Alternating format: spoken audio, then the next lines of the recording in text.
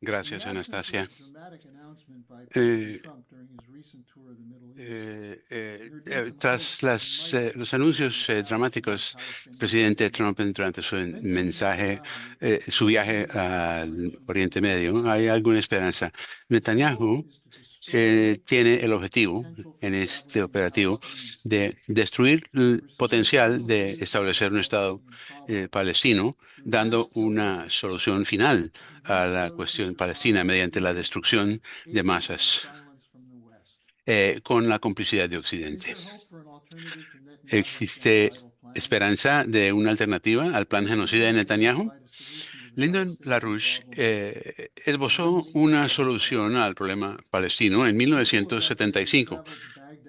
En abril de ese año, él viajó a Bagdad, Irak, para celebrar reuniones para hablar de alternativas en el mundo árabe. Entre los temas tratados fue una propuesta de un fondo de 35 mil millones de dólares financiado por los países petroleros árabes y le fue presentado en Dubái. Los miembros del movimiento de la Rush circularon este movimiento que incluía una semilla de capital para impulsar proyectos de agricultura, de reclamo de aguas en Oriente Medio. Esto fue una respuesta de LaRouche al fraude del petrodólar iniciado por Henry Kissinger, que se empleó para rescatar los bancos angloamericanos en combinación con las medidas de austeridad del Fondo Monetario Internacional para cobrarse la deuda internacional. La propuesta de LaRouche era integral a su propuesta de crear un Banco de Desarrollo Industrial, Banco de Desarrollo Internacional para reemplazar al Fondo Monetario y capitalizar los programas de infraestructura moderna, industrialización y agricultura. Esta propuesta se presentó en una rueda de prensa en Bonn, Alemania. Esta propuesta suscitó la ira de Henry Kissinger, quien empleó su influencia y colaborando en últimas con la inteligencia británica para organizar un grupo para perseguir legalmente a LaRouche. La idea clave del proyecto de desarrollo económico se centraba en los avances científicos y tecnológicos que condujesen a un gran aumento de la productividad de la agricultura y la industria y también el avance en el empleo de máquinas y herramientas y, por último, la modernización de la infraestructura. Su viaje a Bagdad se dio en momentos de creciente inestabilidad en occidente de Asia tras la guerra de Yom Kippur.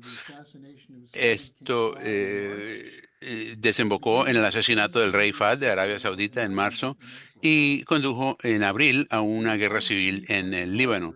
El plan del Banco de Desarrollo Internacional llamaba a crear un mecanismo de crédito de largo plazo para financiar proyectos de capital en un área que se extendía de Siria a Afganistán y desde el Golfo Pérsico hasta el mar Mediterráneo. Eh, LaRouche redactó esta propuesta como una manera de buscar la paz en Oriente Medio, ya que permitiría que Israel y sus vecinos pudiesen iniciar negociaciones para resolver la cuestión palestina, aplicando los principios de la encíclica Populorum Progressio, la cual planteaba que el desarrollo es el nuevo nombre de la paz. El resto de su vida, LaRouche trabajó incansablemente por promover una política económica que trajese beneficios económicos tanto a Israel como a Palestina. Y eh, los líderes israelíes eh, y judíos como Abba Eban y Menachem Begin y también jefes de Estado como Indira Gandhi en la India y José López Portillo desde México apoyaron esta iniciativa. En agosto de 1977, un boletín noticioso israelí-palestino publicó la propuesta de LaRouche en la cual se resume su concepto de que la creación de un área de cooperación económica tiene que anteceder a la solución de paz. Decía que tiene que haber pláticas directas entre Israel y la OLP, la Organización de Liberación Palestina. Aquí fue lo que escribió. Cualquier otro enfoque fallará y se degenerará rápidamente en farsa y quizás guerra. Sin embargo, no es la mera ventaja material la que establece la base para la paz. Es el hecho de que del compromiso de los gobiernos a hacer realidad grandes tasas de progreso científico y tecnológico que fomenta una perspectiva humanista. Con esto se lanzó su propuesta del llamado Plan Oasis para abordar el tema de la falta de agua en la región. El siguiente panelista, Jason Ross, nos presentará un informe sobre el Plan Oasis, pero el asunto del que yo me encargo ahora es qué es lo que ha impedido las negociaciones para emprender esta iniciativa. Son dos aspectos que uno de los cuales cubrí en este artículo en EIR de abril pasado. Dice cómo el movimiento sionista fue creado por el Imperio Británico como una herramienta para su política de dividir para vender y ampliar el gran juego de Londres en Asia Occidental. Y en segundo lugar, la adopción sionista de esta doctrina se proponía lo que ellos llamaban la Gran Israel, Eretz Israel, aunque son una minoría en esta zona. La ley de hierro de Jabotinsky es la política dominante. Jabotinsky escribió en 1923 que nunca ha habido habitantes originarios en ningún lugar o en algún momento que haya aceptado la colonización de otros de su país. Cualquier pueblo nativo ve a su país como su hogar original y del cual son dueños completos. Nunca permitirán voluntariamente no solamente un nuevo amo, sino incluso un nuevo socio. Y así son los árabes. Cualquier pueblo autóctono se resistirá a la colonización extranjera siempre y cuando vean alguna posibilidad de librarse del peligro de la colonización extranjera. Esto es lo que están haciendo los árabes de Palestina y seguirán haciendo mientras haya una la mínima chispa de esperanza de que puedan impedir la transformación de Palestina en la tierra de Israel. Ahora, la solución que él propone, Jabotinsky, es lo que él llama el muro de hierro, entre comillas. La colonización sionista, incluso en el sentido más restringido, debe ser formulado y llevado a cabo en contra de la voluntad de la población autóctona. Esta colonización puede, por tanto, seguir desarrollándose únicamente bajo protección de una fuerza independiente de la población local, una muralla de hierro que la población autóctona no puede penetrar. Esta es nuestra política hacia los árabes. Formularlo de cualquier otra manera sería hipocresía. Siempre y cuando ellos piensen que pueden librarse de nosotros, no será posible. Tenemos que suprimir estas esperanzas y así nunca será posible vencer la contención del mundo de hierro. Esta ha sido la doctrina estratégica de Israel desde 1948, cuando David Ben Gurión encabezó la guerra de colonización de Inglaterra, de Israel, que los palestinos llaman el Nakba, en que murieron centenares de miles y fueron desplazados los palestinos. Durante en esa reunión se exhibió esta doctrina en la cual el fundamento de la doctrina es no permitir ningún tipo de negociación. En agosto de 1990, LaRouche intervino nuevamente redactando un plan de paz en beneficio de árabes e israelíes. En vista de que no existe una solución puramente política, por el motivo de que si no hay una política de desarrollo económico, los árabes y los israelíes no tendrán una base compartida para un acuerdo político, solamente en la medida de que los israelíes, y no como sionistas, sino como israelíes, determinen sus intereses como el desarrollo económico de Israel como nación, como productor de vegetales, máquinas, herramientas, tecnología, etcétera, y lo mismo los árabes. eh, Podrán ambos tener un interés común en el desarrollo y el progreso en fertilidad y fecundidad de la tierra de toda esta región. Sobre esta base, en aras de los intereses económicos comunes, es posible un acuerdo económico. El Acuerdo de Oslo, desde luego, fue eh, representó una adopción de esta perspectiva entre el gobierno de Yitzhak Rabin y los líderes de la Organización de Liberación Palestina. Se presentó esta oportunidad de romper el muro de hierro. En primer lugar, mediante el intercambio de tierra ocupada por Israel por paz. Y en segundo lugar, incorporar al tratado un elemento de desarrollo económico que fue adoptado en noviembre de 1993. En esa ceremonia de firma se brindó por aquellos que tienen el coraje de cambiar los axiomas y también se establecieron protocolos de cooperación israelí-palestina en programas de desarrollo. El primer área de la cooperación sería en el área del agua. Los otros serían la producción de electricidad, energía, finanzas, transporte, comercio e industria. Y también explorar posibilidades de desarrollo regional. El plan Oasis de la Rouge da tanto el esquema como los detalles específicos de cómo proceder, tanto entonces como ahora, ya que su implementación ofrecerá incentivos a todas las naciones de la región para conseguir la paz mediante el desarrollo económico en beneficio mutuo, pero fue saboteado. Netanyahu se encargó de crear un clima de odio contra Rabin después del Tratado de Oslo, lo cual concluyó en su asesinato el 4 de noviembre de 1995. Fue saboteado además por las instituciones financieras internacionales que se negaron a, a soltar los fondos necesarios para los programas. Desde entonces pasaron 36 años desde la adopción de esta política del muro de hierro. Esto se refleja en un acuerdo, en una revista con la revista Jacobin de septiembre del 2020.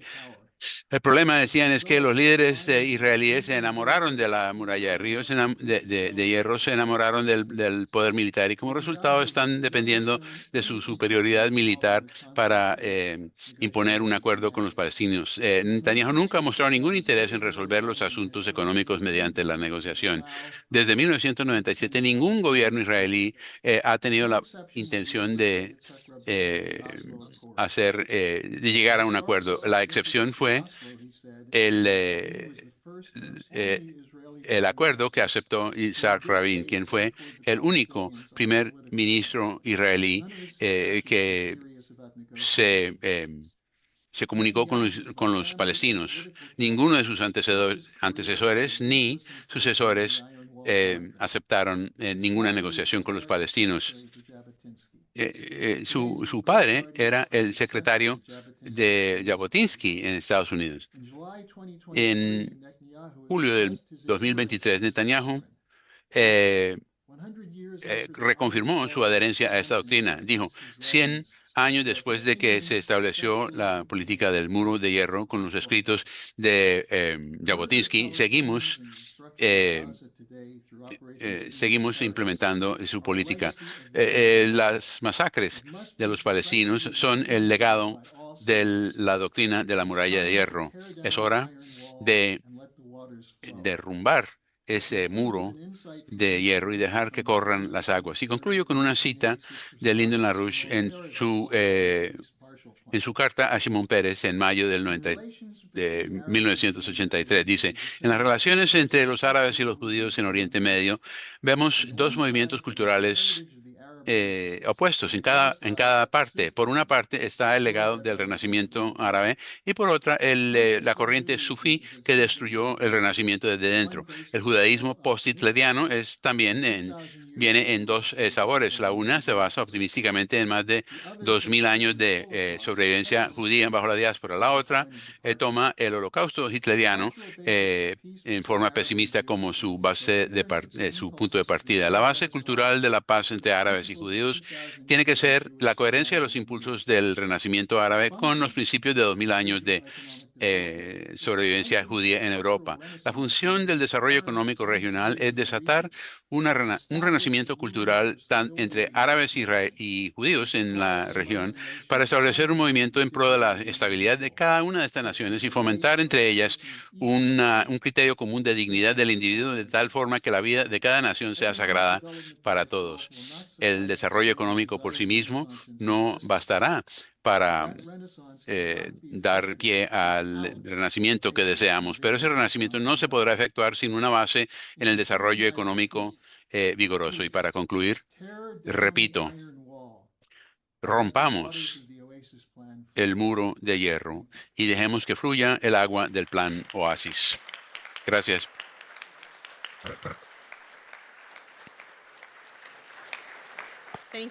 Gracias, Harley Schlanger, por este repaso. La siguiente persona que va a participar es Jason Ross, quien es el asesor científico del Instituto Schiller y quien trabajó personalmente con Lyndon LaRouche con el equipo de investigación del sótano. Bienvenido, Jason.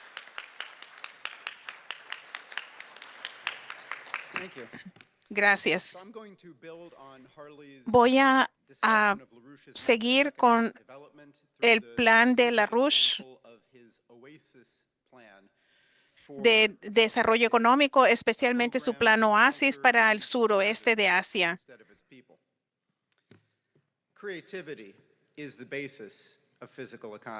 La creatividad es la base de la economía física. En 1995, LaRouche escribió: cada persona se le otorga un potencial intelectual que ningún animal posee, el poder no solo de imaginar los estados de la naturaleza que nunca existieron en el universo, sino bajo ciertas restricciones de imponer esas ideas eficientemente al universo en general.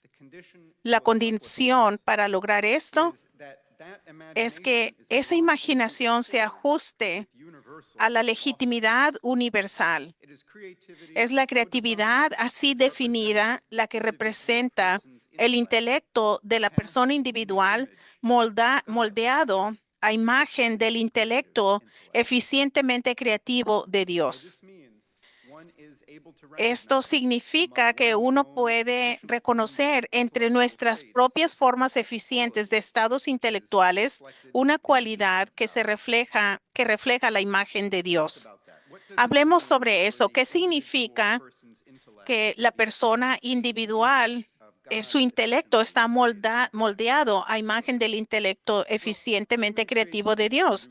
La creatividad humana produce ideas, y si estas ideas son válidas, resuenan con el universo de tal manera que nuestra especie puede controlar los poderes de la naturaleza para alcanzar nuevos estados de existencia, nuevos niveles de productividad. Si nuestras ideas no fueran coherentes con las causas físicas fundamentales, nuestro explosivo crecimiento de la población, nuestros viajes a la Luna y a otros cuerpos celestes, nuestra mayor esperanza de vida y la salud no serían posibles. Einstein expresó concisamente un sentimiento similar. El eterno misterio del mundo reside en su comprensibilidad.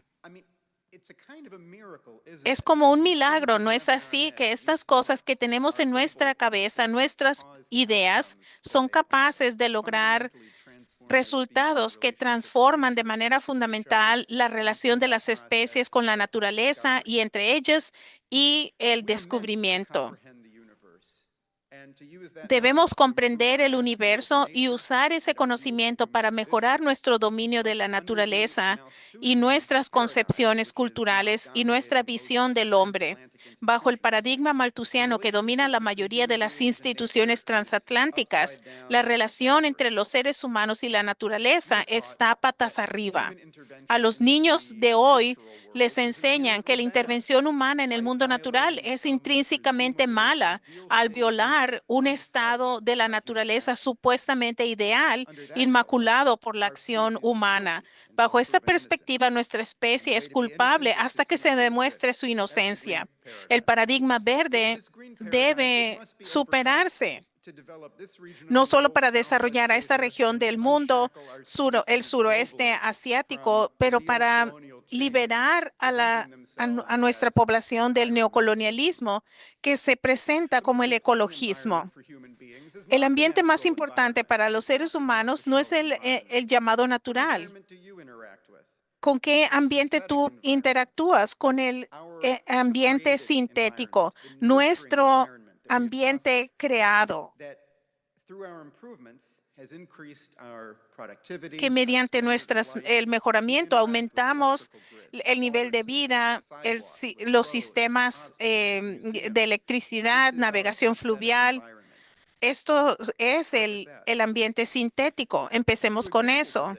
Unos ejemplos de esto. En Estados Unidos, la autoridad del río Tennessee, del Valle del Tennessee, creó una serie de presas para prevenir inundaciones, proporcionar riego, crear electricidad, promover el desarrollo industrial, transformó a la región. Ese es el ambiente sintético. En China, la presa de las Tres Gargantas que ha hecho en China que detenga las inundaciones del río Yangtze. Pensemos sobre la transportación. A diferencia del viaje por mar, la conectividad en la tierra permite el desarrollo en todo la línea de viaje. Los trenes, un barco a través del mar no tiene ese tipo de efecto. Así que los trenes de alta velocidad, las carreteras, las redes eléctricas, los drenaje, museos, hospitales, estas son la plataforma sobre la que florece nuestra productividad económica y científica. Y la propuesta de la RUSH, del Puente Terrestre Mundial, cuyo ejemplo hoy es la iniciativa de la Franja y la Ruta, es el tipo de red de corredores que se extiende por todo el planeta, aumenta la productividad y tiene la dirección hacia el crecimiento. Desde ese punto de vista, tendremos es posible un futuro próspero para Oriente Medio. La RUSH presentó ese futuro hace 30 años, se llama el Plan Oasis. Lyndon LaRouche hace 30 años propuso lo que se llamó el Plan Oasis. Inmediatamente después de que los dirigentes israelíes y palestinos firmaran en 1993 en la Casa Blanca el Acuerdo de Oslo, LaRouche y sus colaboradores instaron a esas partes a apuntalar el proceso de paz. LaRouche y sus asociados desarrollaron el Plan Oasis, que incorpora ciertos aspectos económicos del anexo 4 del Acuerdo de Oslo de 1993, llamado Protocolo sobre la Cooperación Israelí-Palestina con respecto a los programas de desarrollo regional, y plantea proyectos adicionales esenciales en agua, energía, que LaRouche decía que eran necesarios en los 70s. Este plan Oasis se enfoca principalmente en resolver el mayor obstáculo de desarrollo en la región, la escasez del agua dulce, mediante la construcción de una red de plantas desalinizadoras que pudieran convertir el agua del mar en agua dulce. Y esas plantas no estarían en la costa mediterránea, se construirían a lo largo de dos nuevos canales, uno que conectaría al Mar Rojo con el Mar Negro y otro al Mar Muerto con el Mediterráneo. Para que quede claro, estos dos canales o acueductos no son para el transporte marítimo como el canal de Suez. Su propósito es transportar agua. Debido a la escasa elevación del Mar Muerto, que se encuentra a más de 400 metros por debajo del nivel del mar, el agua que fluya podría proporcionar la energía hidroeléctrica que podría alimentar las plantas desalinizadoras y el desarrollo en general. Las plantas podrían alimentarse con gas natural que hay en las costas de Gaza, Israel, Líbano, Siria y Egipto. Pero más importante, el Plan Oasis dice que hay que ir más allá de la energía hidroeléctrica a los combustibles químicos a orilla del mar Mediterráneo y el mar Rojo para producir abundante electricidad y desalinizar agua del mar para reverdecer a los desiertos e impulsar un proceso de industrialización en Palestina, Israel, Jordania, Siria, Líbano y Egipto. El empleo de la energía nuclear liberaría los recursos de hidrocarburos para usarlos de manera química para producir materiales industriales. Los complejos de energía nuclear podrían usar reactores de lecho de guijarros de alta temperatura refrigerados por gas que acaban de entrar en funcionamiento en China. Los nuevos ríos artificiales creados por medio de la desalinización ampliarían enormemente el potencial de desarrollo de toda la región, haciendo florecer los desiertos y las economías. LaRouche habla del desarrollo de nuevas fuentes de agua en 1994. No se pueden satisfacer los índices del consumo de agua de una población moderna, tanto para la población palestina como israelí. Hay un conflicto sobre el agua porque los israelíes, francamente, han usado sus conquistas para arrebatarle el agua a todo el mundo. Ese es uno de los conflictos con Siria en la cuestión de los altos del Golán, en Líbano, y lo que tiene que ver con el río Litani. Así que esto tiene que ser acompañado con una infraestructura que mejore la conectividad entre todas las naciones de la región para convertir la región de conflictos en una de conectividad, una carretera que conecte a Cisjordania con la Franja de Gaza y unir al Estado palestino es una condición crucial de esta red. Las carreteras regionales y los trenes permitirán que toda la zona funcione. LaRouche también propuso la ampliación del Canal de Suez en zonas industriales a ambos lados, algo que Egipto llevó a cabo en los últimos años. LaRouche ya en 1975 decía que esta región, que es la encrucijada de la civilización y que estaba ubicada entre el Océano Índico y el Mediterráneo y entre Europa, Asia y África, tenía una ubicación única como plataforma industrial y logística. El petróleo y el gas natural serán materias primas para la producción de plásticos, pinturas, en lugar de exportarse como materia prima para que sea utilizada principalmente para la combustión simple. La mejora de la conectividad para permitir mayor desarrollo es una característica clave de la iniciativa de la Franja y la Ruta que China propuso en el 2013. Al utilizar esta región como un puente terrestre entre dos continentes, en el que las grandes potencias China, Rusia, Estados Unidos y la Unión Europea contribuyan a su desarrollo, se estabilizará la región y creará mejores relaciones entre las superpotencias. La cooperación e intercambios científicos y tecnológicos y culturales son elementos esenciales que representa el Plan Oasis. Al cooperar para luchar contra el desierto, los habitantes de la región podrán reconocer la humanidad en todos los demás, la capacidad común de los seres humanos para descubrir los principios de la naturaleza y transportar nuestra relación con el ambiente que nos rodea. No existen los animales humanos.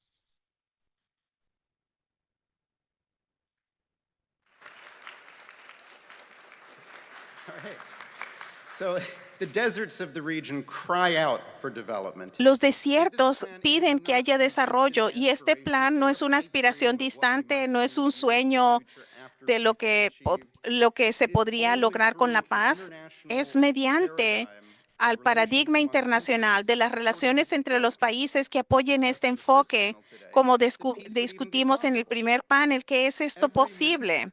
Cada minuto que dura el genocidio trae más muerte, más amargura, más dificultades para lograr una prosperidad compartida. Debe terminar. Y el paradigma geopolítico que origina la mayoría de los conflictos en el mundo deben ser reemplazado por una nueva arquitectura de seguridad y desarrollo, y eso a escala global. Este no es un asunto regional. Ahora, aunque es un desafío crear una paz duradera entre israelíes y palestinos, podemos tener un precedente histórico que es la Guerra de los 30 años, que inundó a Europa en la sangre derramada de las batallas religiosas entre los católicos matando a los protestantes y los protestantes a los católicos, en una espiral de venganza que dejó algunas regiones con menos de la mitad de su población. Las fronteras y los territorios pues, se fragmentaron. Imagínense con una paz en este ambiente. ¿Cómo se resolvió este conflicto? En 1648, el Tratado de Westfalia puso fin a décadas de guerra. ¿Cómo? A través de la visión del futuro, en el interés del beneficio mutuo y del otro, y el principio del perdón. El artículo 1 del Tratado de Westfalia, una paz cristiana general y permanente y una amistad verdadera y honesta debe regir. Y esta paz debe ser tan honesta, custodiada y nutrida con tanta seriedad que cada parte promueve la ventaja, el honor y el beneficio de la otra. La buena vecindad debe renovarse y florecer para la paz y la amistad y florecer de nuevo. Artículo 2 establece, de ambas partes, todo debe olvidarse y perdonado para siempre. Todo lo que haya ocurrido en el comienzo de los problemas, sin importar cómo o dónde, de un lado o del otro, en términos de las hostilidades, de modo que ni por ello ni por alguna otra razón o pretexto nadie cometa ni permita que ocurra cualquiera hostilidad, recelo, dificultad u obstáculo alguno respecto a las personas, sus estatus, bienes o seguridad, ni a través de otros, secreta o abiertamente, directa o indirectamente, bajo el pretexto de la autoridad o la ley o mediante la violencia dentro del imperio o en cualquier lugar fuera de él, y ningún tratado anterior contradictorio debe oponerse a esto. En cambio, el hecho de que todos, de un lado o del otro, tanto antes como durante la guerra, cometieran insultos, actos violentos, hostilidades, daños y perjuicios sin importar personas ni resultados, debe ser completamente olvidado, de modo que todo lo que uno pudiera exigir de otro en su nombre sea olvidado para la eternidad. No fue fácil lograr este acuerdo, pero la magnitud del concepto que se transmite en este tratado nos indica que esta resolución se pudo lograr a esta horrible guerra. Este principio de Westfalia ha estado bajo ataque de manera explícita, como el maltusiano Tony Blair de Londres, de la City de Londres, quien anunció en 1999 en Chicago que la era del modelo de Westfalia estaba acabado y cómo esta reconciliación en el suroeste de Asia es posible. LaRouche escribió en 1978 en su Una solución maquiavélica para Israel: lo único humano es dar sentido a la vida y al sufrimiento de los muertos, no solo estableciendo la paz en Oriente Medio, sino sentando las bases para la paz que dé plenitud a las vidas de las generaciones presentes y futuras de los palestinos y otros árabes, y por lo tanto, propósito y plenitud a las vidas sagradas de los muertos. Esto, por supuesto, se aplica también a los israelíes. Decenas de miles de personas han muerto. Sin duda, muchos de los que han desaparecido. Cientos de miles llevarán las cicatrices impuestas por el Estado de Israel. La pregunta es, ¿cómo podemos darle sentido a la vida de los que han perecido, de los que han sufrido? Gracias.